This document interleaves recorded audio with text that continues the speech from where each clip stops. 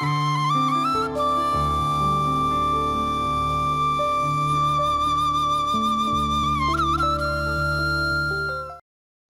தொலைக்காட்சி பார்வையாளர்கள் விரும்பிய எல்லோருக்கும் இனிய காலை வணக்கம். தங்கள் எதிர்பார்ப்புகளை தங்கள் வளங்களை பாய்த்து தாங்களே முயன்று வென்று மகிழ்ந்திட இன்றும் ஒரு நல்ல கருத்துடன் உங்கள் முன் வந்திருக்கின்றேன்.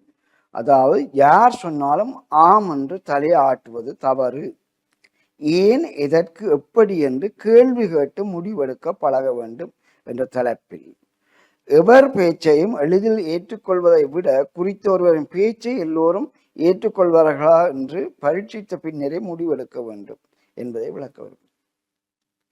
ஏனென்றால் வில்லுப்பாட்டு என்ற ஒரு நிகழ்ச்சி கோயில்கள்ல முந்தி நடக்க, இப்ப வில்லுப்பாட்டே இல்லை.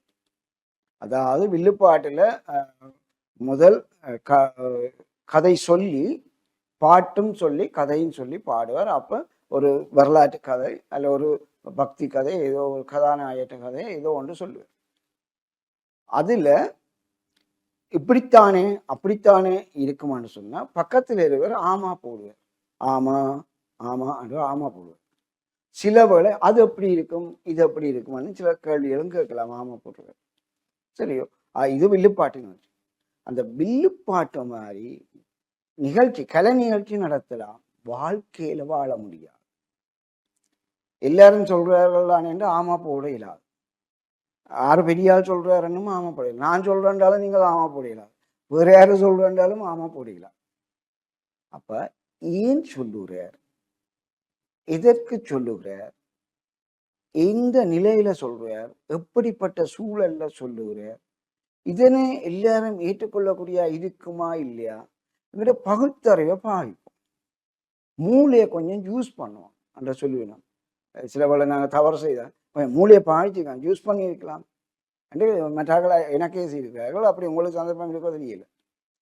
மூளையை கொஞ்சம் பாய்க்கணும். இதுதான் ஏன், எதற்கு, எப்படி, இந்த ஆய்வுதான் முக்கியம். இல்லாம சும்மா முடிவெடுத்து போட்டு கவுண்ட் போட்டுனா கூட நாங்கள் நிமிந்து நட போடும். அப்ப எல்லாரும் சொல்லுவார், நானும் சொல்லுவேன், எல்லாரும் சொல்லுவேன். அது ஏன் சொன்னார், எதற்கு சொன்னார், எப்படி சொன்னார், எந்த சூழ்நிலையில் சொன்னார் என்று பார்க்கணும். அப்ப எல்லோருக்கும் எதையும் சொல்லிவிட உரிமை உண்டு. அவர்கள் சொன்னது சரியா பிள்ளையா என்பதை இடபோடுவது என்கிட்ட பேர். இப்ப நான் சொல்றது சரியா பிள்ளையாண்டு இடபோடுவது நீங்க பார்த்து கொண்டு கேட்டுக்கொண்டிருக்க உங்களுக்குரியது.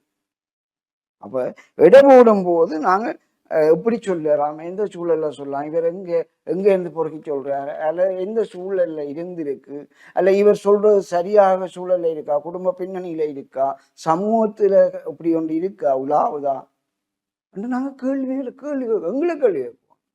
அதான் சோக்ரட்டிஸ் உன்னை நீ அறியும், எங்களை நாங்க கேள்வி கேட்டு முடிவெடுக்க வாங்க. ஆகவே இவர் எதை சொன்னாலும் ஆம் என்று சொல்லாமல் கொஞ்சம் யோசிச்சுட்டு சொல்றேன், அல்ல கொஞ்சம் இருந்து யோசிங்க. பிறகு நான் கொஞ்சம் டைம் தான், ஒரு 10 நிமிஷம் பொறுங்க சிந்திச்சு சொல்கிறேன், டிசைட் பண்ணி சொல்கிறேன். இப்படி கூட்டங்களில் நான் சந்திச்சிருக்கிறேன். நீங்களும் அப்படி யோசிச்சுட்டு சொல்லுங்க, உடனே எடுத்த வச்சு பல சொல்லக்கூடாது. அதை இன்னொன்று பாருங்க, தம்பி தங்கைகளே நல்லொழுக்கம் பேணுங்க என்று நான் சொன்னால் கூட பின்பற்ற முன் மதிப்பீடு செய்யவும். எப்படி மதிப்பீடு செய்ய போறீங்க? ஒன்று சரியா பிள்ளையா, நல்லதா கெட்டதா, எல்லோரும் ஏற்பார்களா இல்லையா, ஏன், எதற்கு, இப்படி ஒவ்வொருவரும் தம்மைத்தாம் கேள்வி கேட்டு சிந்தித்து முடியும். ஒழுக்கம் என்றது ஏன் போன்றோம்? சுற்றுச்சூழலுக்கு அது கவர்ச்சி காட்டுது, ஒழுக்கமாயிருக்கிறது. மாற்றார விரும்ப வைக்குது, மாற்றார் எங்கட பக்கம் கவனம் செலுத்த வைக்கிறது ஒழுக்கம். ஒழுக்கம் விழுப்பங்களால் ஒழுக்கம் உயிரும் ஓம்பப்படும் என்று திருக்குறள் சொல்லும். ஆக ஒழுக்கம்தான் எங்களோட உயிரை விட பெருமதியானது. அதன் பின்னர் கல்வி, பணம், சொத்து, வளங்கள் எல்லாம் வரும். ஆக ஒழுக்கம் பேணும் போது இப்ப நான் சொன்னது இந்த காரணங்களை வச்சுதான் ஒழுக்கம் பேணுங்கள் என்று சொல்றோம்.